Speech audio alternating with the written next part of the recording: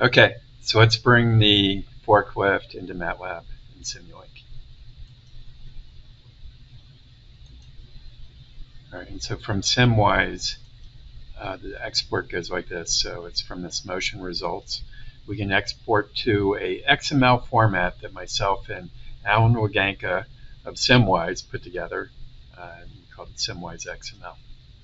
Right. And so basically it's a structural description of all the mechanical stuff that we created with working model in 2D.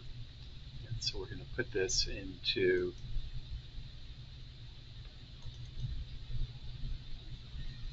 folder Forklift Simulink. Let's save it and hit OK. Let's go over here to MATLAB. We'll go to that folder. We'll see that file right there. All right, and so there's that structural description. All right, and I won't be elaborate in describing this, but just kind of point out a structural description. All the bodies are represented.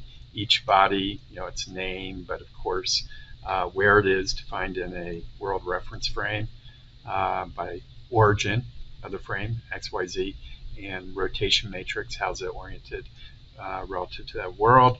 We use things like Euler angles, direct cosine matrix, quaternions, all kinds of stuff like that to do it. In general, though, this format is going to just describe it in terms of a DCM, a direct cosine or a rotation matrix. Mass and inertia, each frame, each coordinate system and frames are the same thing, is represented in its world expression. And then every joint in the joints, essentially degree of freedom. If it's a revolute joint, what's the rotation, axis, direction, all that kind of stuff. So anyways, that's what the XML file is. And to bring it into Simulink, I wrote an app, so let's bring the app up. So the app's based on MATLAB code, and then it has a very simple user interface. And so my apps usually are pretty simple. And this one says, tell me where the XML file is. And there it is right there. And that just launches the whole process. Right? So all the scripts and functions are running, brings up the new Simulink model, gives it the name Forklift 2, which originated really inside working model 2D, at least the forklift part. And then it creates this so it runs inside Simulink. I'll hit the run button from Simulink. We're employing very automatically Simscape Multibody, and with that we get a visualization of the forklift assembly. So from here we can kind of see all the parts or where they need to be, and it appears that the functionality is what we need it to be. Right? And I'm going to get back to this in a second, but what I want to kind of get to is on the MATLAB end. So when we brought all this in, you're going to see we're looking at the project that was created. There's the file itself. This one is not imported based on CAD geometry, so these STL and step files are empty, but the general approach certainly accommodates the use of these mechanical design tools, and it's really important and very useful. All right. And so the unpacking of the XML really is the kind of the result we get is these data objects, these structures that are inside our MATLAB workspace.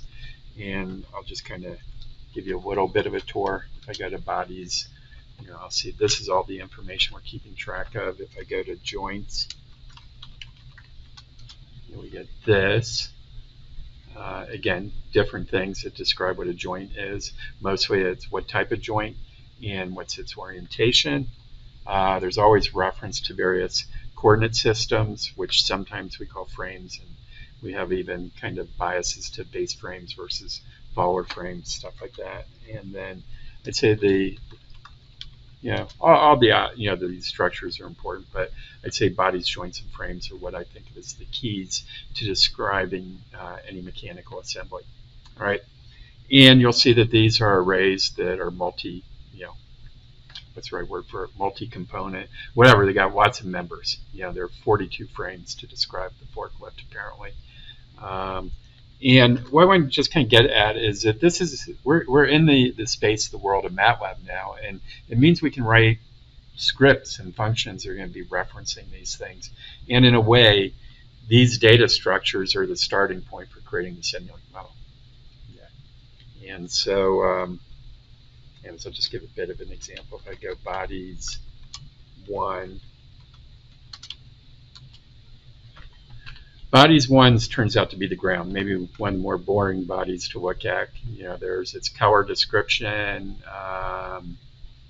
You know, I really don't care about its mass, and we might recall its dimensions, which are right here. It's 40 meters long. You know, its height is 1.5 and 0.4. Most of that originated inside Working Model 2D. And I guess I'll give a little bit of a tour of the, well, we kind of get there from here. If we go to Code View, it all kind of gets launched by this import SimWise XML, and we can kind of go into that. Here's this function. I'd say it's got 2 key components, which is crack the code, you know, so open up the XML file, and you'll see stuff like this that MATLAB natively, or, you know, has a native function called XML read, and it kind of gets us into this XML space where we begin to operate with the nodes and the children of nodes and the children of children nodes and so forth. And it's through here that we unpack the XML. And once we, you know, create the Simulink model, you know, there's this basic idea of using, you know, add block. So anything that's in the Simulink library or in my own personal libraries, we can bring into a Simulink model. And then we do stuff like this where we take the characteristics originating from Working Model 2D and SimWise, and we define those objects once they're inside the Simulink model. So anyways, so it really is an import to both MATLAB and Simulink. And after you have the Simulink model, it's still useful to have all that data because you might want to do additional analysis. But let's get back to the Simulink model. All right, so we saw it ran pretty well, and it created an animation that doesn't really do too much. Okay, I won't be too obsessive about this, but let's get it kind of looking good. All right, and I'll move that block there. And you'll see that from the Simulink model, you know, anything that kind of is an actuator or motor or something like that, it gets an input-output into the model that we've automatically created. And because there's an interpretation, you know, which is, you know, is a motor really something I exert torque through, or do I just go really cut to the chase and say move the way I want you to? And motors really are that good. They can kind of act as ideal actuators that way, as well as in this case we're using what I'd call more like a hydraulic cylinder type of actuator. But again, they're that good, all right? And so there's a very useful kind of alternative to creating your model so it receives forces or torques, and you just say it receives motion description, all right? Now there's a little bit to what I mean by PVA, but I'll certainly give you its definition: position, velocity, acceleration. And what it means, and so I'm going to kind of open up my Simulink browser, and you'll see I've created kind of this library of my own stuff. I share this all the time. Anybody interested in this, I'm happy to email it to you or make it available to you. But anyways, I've defined a few important motion signals, and I'm going to go get these. So we're going to get a smooth step position that we're going to operate the rack with.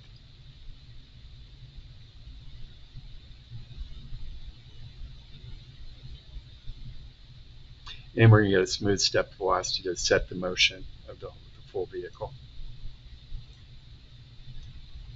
And these simply connect in like that. Again, that signal is a 3-component signal. Signal of position versus time, velocity versus time, and acceleration versus time. And the same thing up here. And I'll close that for right now. All right, and let's define, I think what we were working with in both Working Model 2D and SimWise, which I think we started a ramp on the this is motion, so this is how velocity is going to transition. And so we're going to go from 0 to -5 meters per second.